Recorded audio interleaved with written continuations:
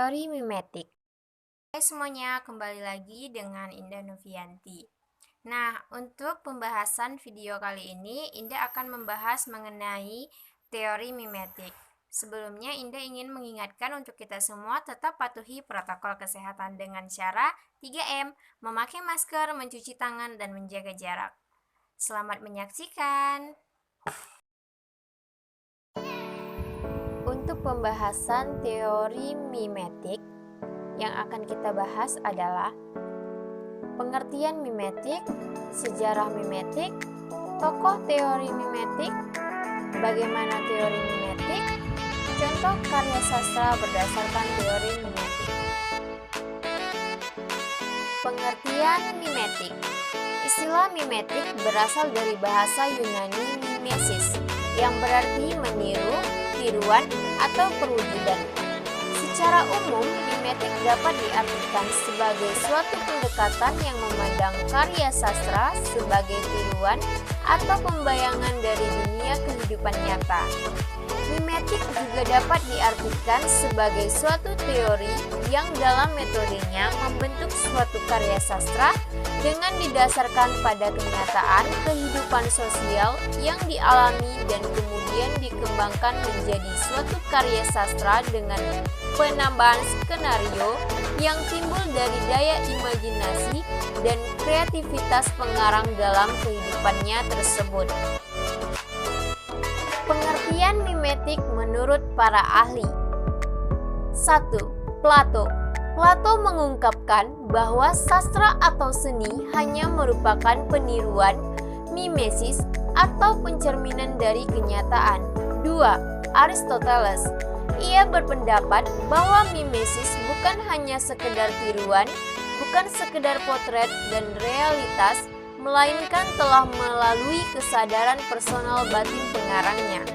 3. Raffles berpendapat bahwa mimesis dapat diartikan sebagai sebuah pendekatan yang mengkaji karya sastra yang berupa untuk mengkaitkan karya sastra dengan realitas atau kenyataan. 4. Abraham mengungkapkan pendekatan mimetik adalah pendekatan kajian sastra yang menitik beratkan kajiannya terhadap hubungan karya sastra dengan kenyataan di luar karya sastra. Sejarah mimetik. Pandangan tentang mimetik pertama kali diungkapkan oleh filsuf terkenal yaitu Plato, dan kemudian diungkapkan lagi oleh muridnya yaitu Aristoteles.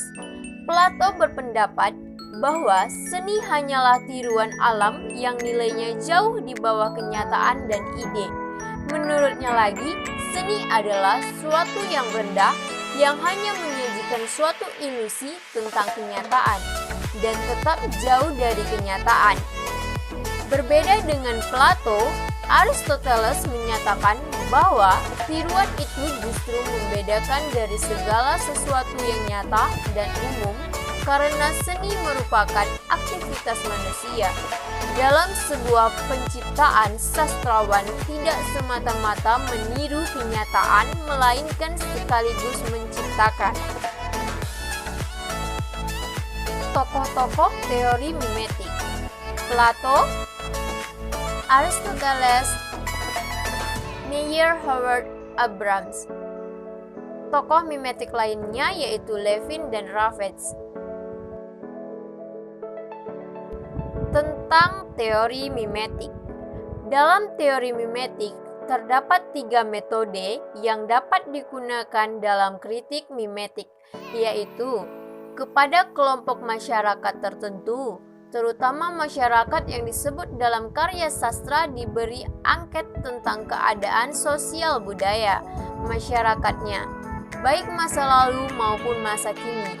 Angket diolah secara kualitatif yang dalam karya sastra tersebut, dengan menghubungkan suatu unsur yang ada dalam karya sastra dengan unsur tertentu bersama dengan yang terdapat dalam masyarakat. Sejauh mana unsur-unsur itu benar-benar berfungsi dalam masyarakat karya sastra, sejauh itu pula hubungan antara karya sastra dengan masyarakat. Kepada anggota masyarakat tertentu yang diminta membaca karya sastra diberi beberapa pertanyaan. Pertanyaan diarahkan kepada masalah sosial yang telah bergeser atau hilang dalam masyarakat. Pengelolaan secara kualitatif akan dapat menjawab tentang hubungan karya sastra dengan keadaan sosial budaya. Contoh karya sastra berdasarkan teori mimetik: novel Surat Kecil untuk Tuhan karya Agnes Davonard. Surat Kecil untuk Tuhan adalah sebuah buku yang diangkat dari kisah nyata perjuangan seorang remaja Indonesia bernama Gita Sesa Cantika yang mengidap penyakit kanker ganas pertama kali di Indonesia. Gadis cantik, pintar, mantan artis penyanyi cilik berusia 13 tahun yang menjadi penderita kanker jaringan lunak pertama kali di Indonesia. Kanker itu menyerang seperti monster. Bahkan dokter pun menyatakan bahwa umur Keke hanya bertahan dalam hitungan bulan. Tak mau menyerah, sang ayah terus berjuang agar Keke terlepas dari vonis kematian. Sang ayah terus berjuang untuk putrinya. Sangat mengharukan. Keke yang mengetahui penyakitnya ini langsung membuat surat kecil untuk Tuhan. Tuhan memberikan anugerah dalam hidup Keke. Keke mampu bertahan dalam waktu 3 tahun. Dari vonis dokter, Keke hanya bisa bertahan dalam hitungan bulan. Nah, Keke pun akhirnya bertahan dalam 3 tahun, hingga akhirnya ia menyerah dan pergi untuk meninggalkan orang-orang yang menyayanginya. Kisah hidup perjuangan Keke diangkat ke layar lebar pada tahun 2011 dan menjadi film terfavorit pada layar lebar pada tahun itu, dan menjadi novel terlaris pada tahun itu. Analisis pendekatan mimetik pada novel Surat Kecil untuk Tuhan karya Agnes Davonard terdiri dari 3 sistematis. Yang pertama, identifikasi aspek sosial dalam novel Surat Kecil untuk Tuhan karya Agnes Davonard. Yang kedua, analisis aspek sosial dalam novel Surat Kecil untuk Tuhan karya Agnes Davonard. Yang ketiga, pembuktian dari novel Surat Kecil untuk Tuhan karya Agnes Davonard melalui kisah nyata dalam kehidupan.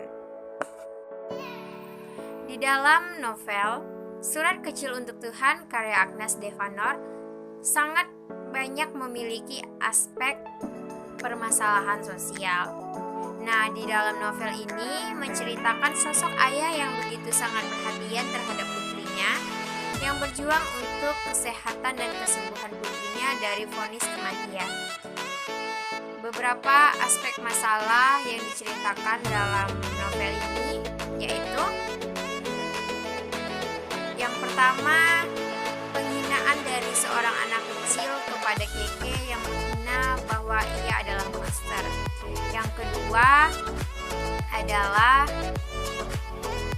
para sahabat Keke yang berjuang bersama-sama untuk menemani kesembuhan Keke. Yang ketiga, masalah percintaan Keke, menceritakan sedikit 3 aspek masalah sosial dari novel Surat Kecil untuk Tuhan karya Agnes Davonard. Yang pertama, Keke dihina oleh anak kecil sebagai monster. Ceritanya, ketika Keke sedang ingin menuju ke toilet sekolah, Keke melihat seorang anak kecil yang sedang berada di luar kantin sekolah. Keke pun menyapa seorang adik kecil itu dan berusaha memegang pipinya yang imut dan manis. Tetapi anak kecil itu merasa ketakutan karena melihat muka Keke yang seperti monster. Dan anak kecil itu pun berlari menghampiri ibunya dan berkata, "Ibu, kenapa muka kakak itu seperti monster?"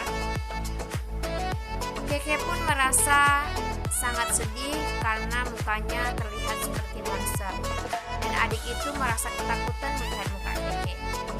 Sang ibu dari anak kecil itu pun bertanya, "Apakah kamu mengidap tumor di pipi, gadis cantik?"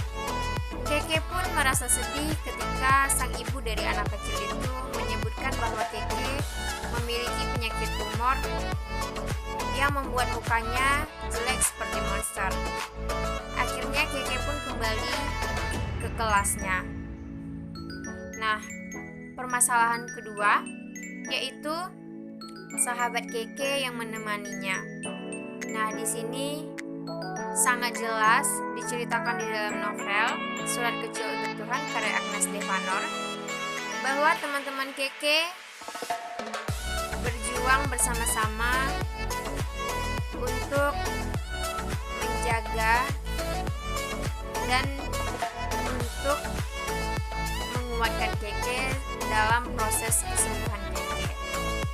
Nah, di sini salah satu temannya Maya meneteskan air mata saat mengetahui Keke sedang mengidap penyakit kanker jaringan lunak yang menyerang bagian wajahnya. Di situ dia meneteskan air mata, menunjukkan bahwa ia sangat peduli kepada sahabatnya Keke. Nah, untuk permasalahan ketiga, cinta Keke. Nah, cinta Keke ini terbagi menjadi dua. Yang pertama, Keke cinta kepada Andi, pria yang ia sukai dan pria yang sudah bisa membuat hatinya sedikit tenang karena ada Andi bersamanya. Cinta kedua Keke tertuju pada ayahnya. Ayah Keke yang berjuang untuk kesembuhan Keke dengan berbagai cara untuk menyelamatkan Keke dari vonis kematian. Ayahnya berjuang membawa dia ke dukun, ke tabib, ke dokter, dan dengan obat herbal serta apapun itu ayahnya tempuh untuk kesembuhan Keke melawan vonis kematian. Terakhir kali pun Keke berusaha untuk tetap menjalani kehidupannya dengan cara terus menulis surat kecilnya untuk Tuhan di buku diari Keke. Keke pun terus berjuang di sisa-sisa kehidupannya sampai akhirnya Keke pergi meninggalkan orang-orang yang disayang. Oke, baiklah, itu saja pendekatan mimetik dari Surat Kecil untuk Tuhan karya Agnes Devanor yang saya kutip dari novel.